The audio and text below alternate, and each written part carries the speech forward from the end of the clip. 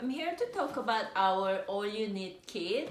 This is called my first hat, and it's learn to knit kit. It comes with a ball of merino number 5 yarn and circular knitting needle. So this you're gonna knit in a round, in a circle, and one ball of yarn can make one of these. So you can make it with pom-pom or without pom-pom.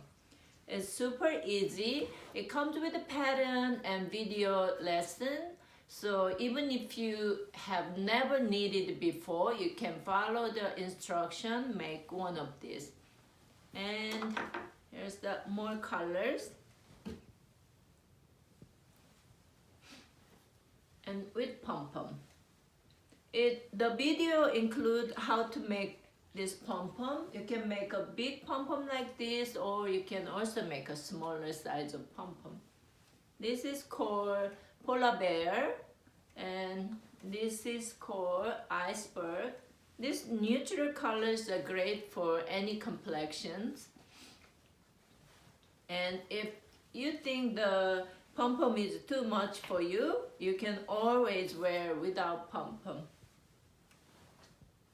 And this is very fun key lime. It's great for winter. It's bright and fun. Also, this is great for children.